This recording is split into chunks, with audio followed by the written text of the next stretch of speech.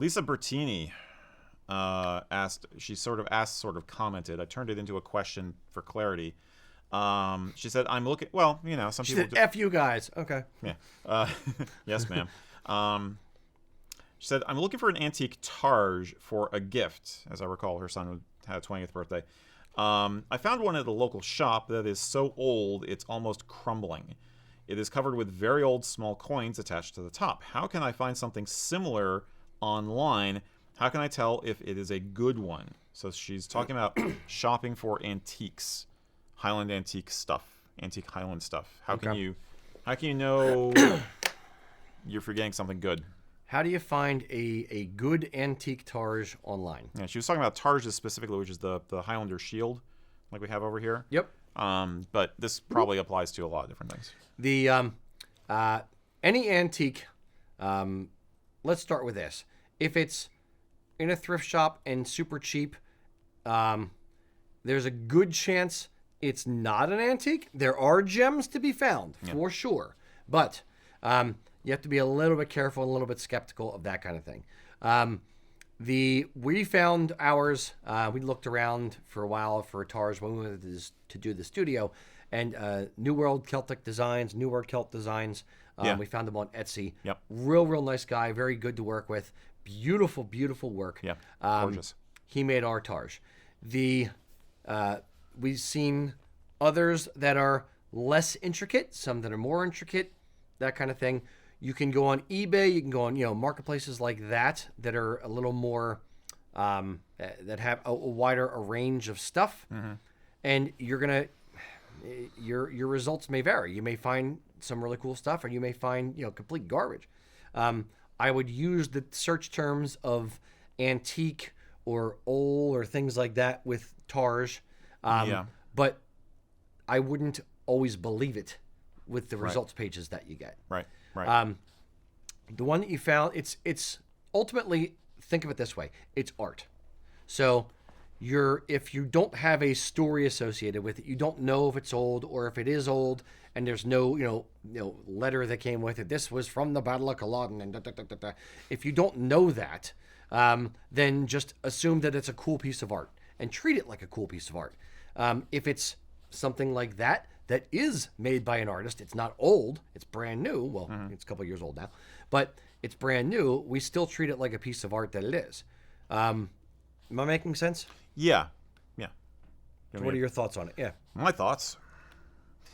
Basically everything you said. You have to be very, very careful for what you're looking for. You can find. My mind goes to sporrans more than things like targes and weapons. Are of course very popular, very common. But antique sporrans you will find online for sale a lot.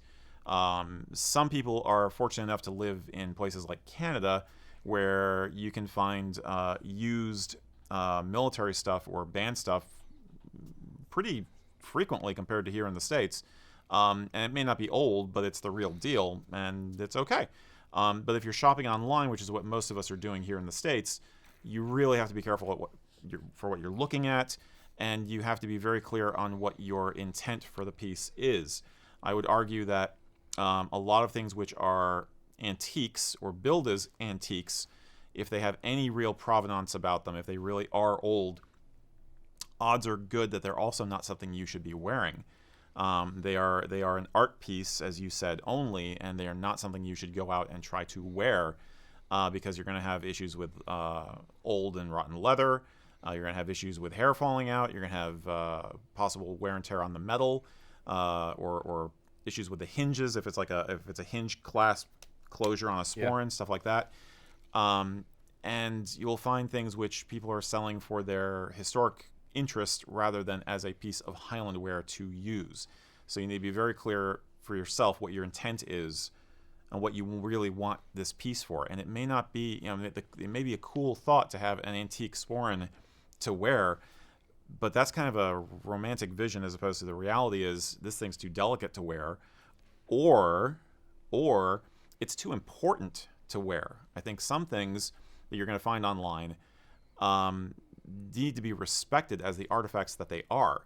Very often you will find military items, or you'll find old civilian items, But especially with the military stuff, that artifact has a history. It has a story. Some of those things where, like, if only it could speak, the things it could tell you, that deserves more respect than just like, yeah, I want to look cool for my date tonight. It's something, if you want to collect it and display it on a wall or in a shadow box or something, that's an honorable use of it. Or if you want to hang on to it so you can pass it on to a local museum or your clan society or something like that, that's cool. But people get a little cavalier sometimes with collecting antiques, thinking they're just, they're gonna use it as part of their regular gear. Some people, it depends on the person's intentions and penchant, whatever you want to call it. They're caring for history and tradition and whatever, just basically history. But we come from a particular angle. I would even say you more so than me, but me still, where we see ourselves to some degree as stewards of particular items. So if you go into a thrift shop and you find someone's complete military outfit, it could be you might want to, if the name is on the shirt or the name is on the inside of the jacket or whatever, or there's any kind of paperwork or anything with it, you may want to do a little bit of history on the person who actually served and whose items this was.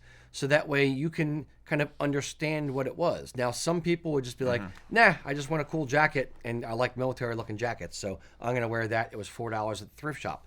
But if you view yourself as a steward of history, or someone who, it's not your place to just displace this item or throw it out, it's not fast fashion, but there's an actual history imbued in the item, then it may be worth it, or you may get some kind of satisfaction yourself personally out of cataloging it, out of doing a little bit of research on it, out of putting it in a shadow box, as you said, or kind of memorializing it for history. I've had stories of people who have found Purple Hearts in thrift shops, and then sad. They do research on the family. I think American Pickers did a thing on this, where they found a Purple Heart in somebody's barn somewhere, and they researched it, found the family who it belonged to, and the guy had passed, but they gave it to his family to return it to the rightful owner. So I kind of have a little bit of that mindset where it's things belong in, A, they should be respected, B, they belong in certain areas or belong to certain people or certain families or whatever.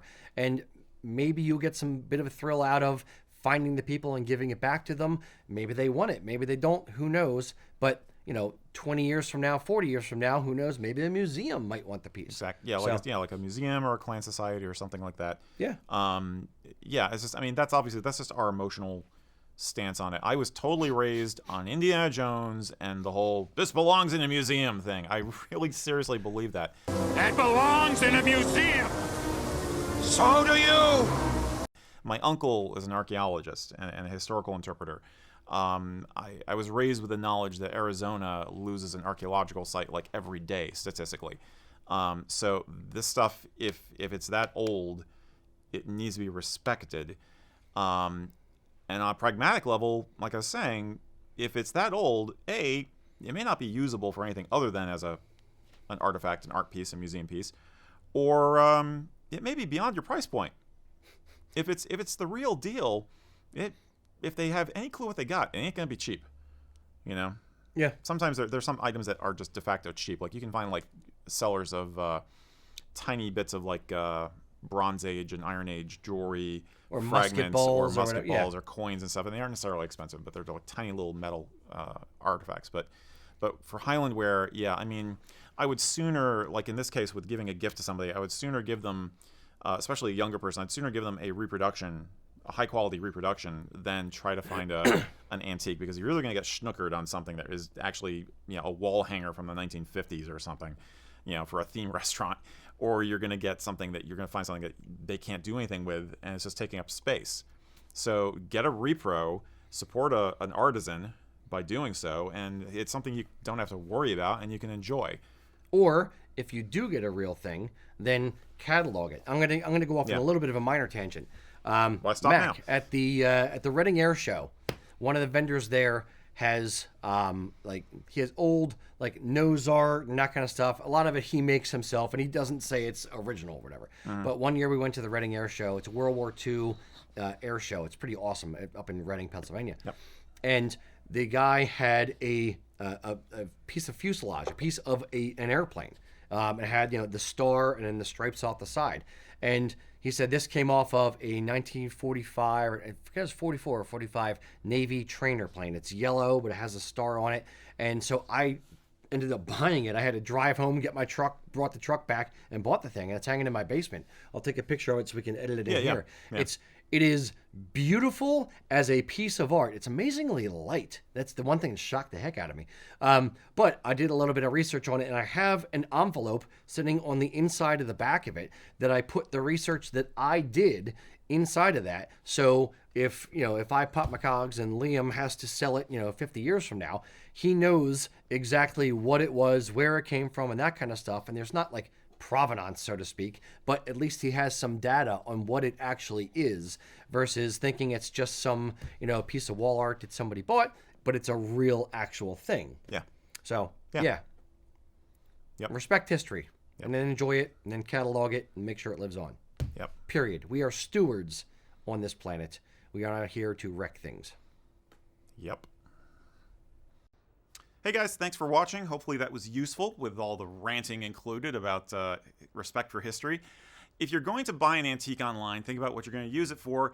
And the one thing we didn't mention was it's always a good idea to check with people who have done this before. Check out the Kilts and Culture Facebook group for some tips and see what other people have done in their exploration of buying stuff online. And remember, don't make a snap decision. Always take the time. Don't leap on things before you look, right? Whether it's for a history-bounding look or for something to go over the mantelpiece, if it's the right thing for you, it'll be there when you're ready. Thanks.